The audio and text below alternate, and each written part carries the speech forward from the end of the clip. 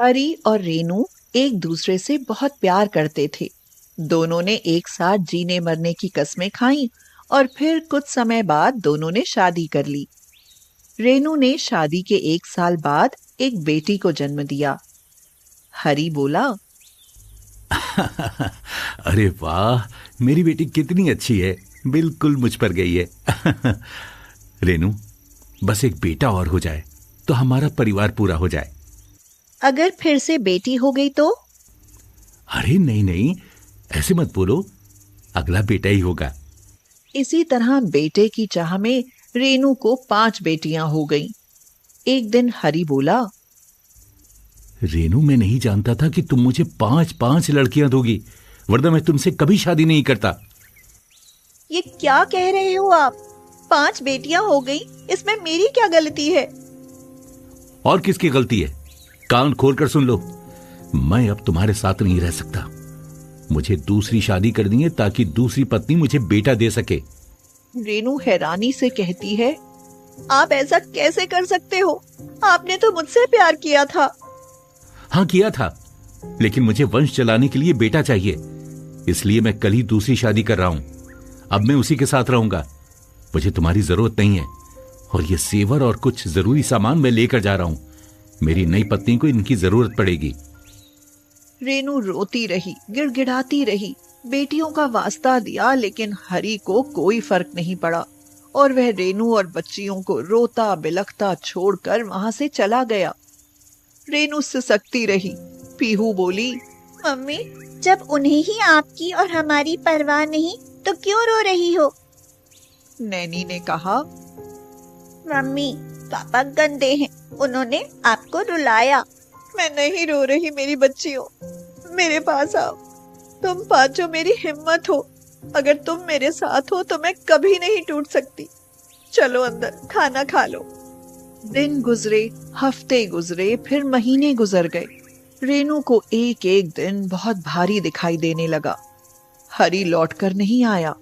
पता चला कि उसने सचमुच किसी और लड़की से शादी कर ली है। रसोई के डिब्बों से आटा, दाल, चावल सब खत्म होने लगा। पीहू बोली, मम्मी, भूख लगी है। रेनू परेशान होकर बोली, लेकिन मैं तुम्हें क्या खिलाऊं मेरी बच्ची? रसोई में सब सामान खत्म हो गया है। मम्मी, अगर पापा नहीं आए तो क्या हमें खाना नहीं मिलेगा? रेनू के पास कोई जवाब नहीं था। वह खुद नहीं जानती थी कि आगे क्या होगा। वह प्रार्थना करने लगी, हे प्रभु, तुम ही कोई रास्ता दिखाओ कि मैं किधर जाऊं। नैनी बाहर से भागती हुई आई और बोली, मम्मी, आपको हमारी चिंता करने की कोई जरूरत नहीं है। बाहर सड़क पर भंडारा हो रहा है, चलो सब भर पेट खाना खाएंगे। क्या सच में? जब रेनू अपनी बेटियों के साथ वहां पहुंची तो भंडारा खत्म हो चुका था। रेनू बोली, भैया, थोड़ा सा खाना मेरी बेटियों को भी दे दो, रात से भूखी हैं। अरे थोड़ी देर पहले आ गई होती तो भरपेट भोजन मिलता, मगर अब तो सब खत्म हो गया है। भैया, ये खीर का भगोना ही पोंछ कर दे दो, छोटी बच्चियों का तो इसी में पेट भर जाएगा। अच्छा ठीक है, तो एक काम करो, ये भगोने तुम ही पोंछ कर साफ कर दो, तो तुम्हें कुछ खाने को मिल जाएगा और हमारे भगोने साफ हो जाएंगे। रेनू ने भगोने पोंछकर लड़कियों को खाने को दे दिए और भगोने साफ कर दिए। भूख तो नहीं मिटी, लेकिन भूख का एहसास उस खुरचन से ही खत्म हो गया। रेनू सोचने लगी, लेकिन ऐसा कब तक चलेगा? ये सोचते सोचते रेनू आगे निकल गई। ऐसी अवस्था में देख कुछ लोगों ने उसे भिखारी समझ पैसे पकड़ा दिए। रेनू रोने लगी और कहने लगी, आज हमारे कैसे दिन आ गए हैं कि लोग हमें भिखारी समझने लगे हैं।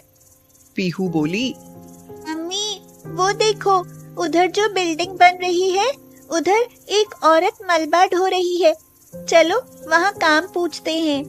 अरे हाँ पीहू, मेरा तो उधर ध्यान ही नहीं गया।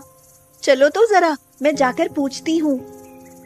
उसने वहां जाकर बिल्डर से पूछा, मालिक, क्या मुझे कुछ काम मिल सकता है? काम? तुम कैसे काम करोगे? तुम्हारे साथ ये 5 लड़कियां जो हैं। मालिक, मैं काम करूंगी, मेरी बेटियां बस वहां दूर बैठकर देखती रहेंगी। इनके पापा नहीं है, घर में फाके पड़े हैं। काम मिला तो मैं इनका पेट भर सकूंगी, नहीं तो ये भूखी मर जाएंगी। बहुत दुख हुआ तुम्हारी बात सुनकर।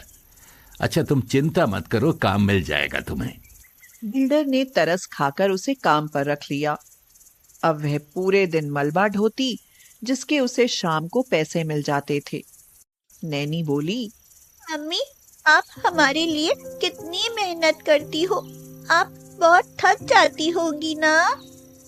अरे ये क्या बातें बना रही हो दोनों। रेनू, ये सारा मलबा यहाँ से जल्दी से उठाकर फेंक दो, आज मैडम आ रही हैं। मैडम? हाँ हाँ, इस फ्लैट की मालकिन बहुत अमीर हैं। उन्हें आधे अधूरे और सुस्त काम बिल्कुल पसंद नहीं है। रेनू जल्दी जल्दी वहां से मलबा हटाने लगी। तभी गाड़ी की हॉर्न सुनकर वह रुक गई। चारों तरफ अफरा तफरी मच गई। एक आदमी बोला, मैडम आ गई, मैडम आ गई। जब वह गाड़ी से उतरी तो रेनू उसे देखती ही रह गई। मैडम बोली, तुम यहाँ? रेनू? रेनू ने हैरानी से उसे देखकर कहा, पल्लवी? पल्लवी बोली, ये सब क्या है? और तू इस हाल में? तेरे सर पर तसला और हाथ में फावड़ा। यकीन नहीं हो रहा। तूने तो हरी से शादी कर ली थी ना? पल्लवी, मेरी छोड़, मगर तू तो इतनी बड़ी हस्ती बन गई है। चल अंदर आ, बैठकर बातें करते हैं। वे दोनों बातें करने लगी। बस यही कहानी है मेरी पल्लवी। हरी ने मुझे धोखा दिया और आज मेरी 5 बेटियों की ये हालत है। लेकिन तू तो बहुत अमीर हो गई है पल्लवी। हाँ रेनू, स्कूल खत्म होते ही राहुल से शादी हो गई और ये सब ठाट बाट सब उन्हीं के दिए हैं। लेकिन रेनू, तू तो स्कूल टाइम पढ़ाई के साथ साथ ब्यूटिशियन का कोर्स कर रही थी ना? फिर ऐसा छोटा काम क्यों? पल्लवी, जिंदगी इतनी रफ्तार से बीती कि मैं इस बारे में कभी सोच ही नहीं पाई। ऊपर से 5 बेटियों की चिंता। अब मैंने याद दिला दिया है ना, ये सब छोड़ और अपना पार्लर खोल ले। नहीं पल्लवी, इतना आसान नहीं है। खिलाने के लिए रोटी नहीं है तो पार्लर क्या खाक खोलूंगी। मैं दूंगी पैसे रेनू, बस तू अपना पार्लर खोल। ये मजदूरी करने से तेरी बच्चियों का भविष्य उज्जवल नहीं होगा। लेकिन तेरे पैसे मैं कैसे चुकाऊंगी? मैं तुम्हें यूं ही नहीं दे रही। जब तुम्हारा काम अच्छा चल निकले तो लौटा देना। रेनू ने बहुत सोचा और हाँ कर दी। रेनू ने पल्लवी की मदद से अपना पार्लर खोल लिया। शुरू के दिनों में मोहल्ले की औरतें उसके पार्लर पर आने से कतराती थीं, लेकिन धीरे धीरे उन्होंने आना शुरू किया। फिर उसका काम देखकर उसके पास सभी औरतें और लड़कियां आने लगीं। करवा चौथ पर तो इतनी भीड़ हो गई कि उसे मदद के लिए और कई लड़कियां रखनी पड़ी। अब वह बहुत खुश थी। उसने अपनी बेटियों का दाखिला स्कूल में करा दिया।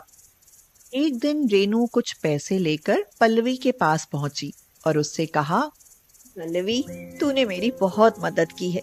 मेरी सोती हिम्मत को जगाया है, वरना हालात उतने बुरे हो गए थे कि मैं तो अपनी 5 बेटियों के साथ अपनी आत्महत्या के लिए सोचने लगी थी। पल्लवी बोली, ऐसे नहीं बोलते रेनू, हिम्मत है तो सब है। तो रेनू ने कहा, वो तो ठीक है, पर तेरा एहसान मैं कभी नहीं भूलूंगी। और ले अपनी पहली किश्त, बाकी अब मैं हर महीने चुका दिया करूंगी। पल्लवी ने पैसे रख लिए। जब रेनू घर पहुंची तो उसे वहां हरी बैठा मिला। उसने गुस्से में उससे पूछा, तुम्हारी हिम्मत कैसे हुई इस घर में घुसने की? रेनू, मुझे माफ कर दो। जानती हो, जिससे मैंने शादी की थी वो लड़की मेरे सारे जेवर और रुपए लेकर भाग गई। मैं बेटे की चाहत में अंधा हो गया था, लेकिन अब मेरी आंखें खुल गई हैं। मुझे माफ कर दो रेनू, माफ कर दो। रेनू बोली, तुम्हें बेटे की चाहत थी, 5 बेटियों के बाप हो, ये सुनने में शर्म आती थी। लेकिन मेरी बेटियां मेरा गुरूर हैं। मैं उन्हें पढ़ाऊंगी, लिखाऊंगी और इस काबिल बनेंगी वो कि मेरा नाम बेटे से भी ज्यादा रोशन करे। तुम चले जाओ यहाँ से और कभी लौट कर मत आना, क्योंकि इन 5 बेटियों की गरीब माँ ने अपने पैरों पर खड़े होना सीख लिया है। हरी शर्मिंदा होकर वहां से चला गया और रेनू ने दरवाजा बंद कर लिया। अब वह अपनी बेटियों के साथ बहुत खुश रहती थी।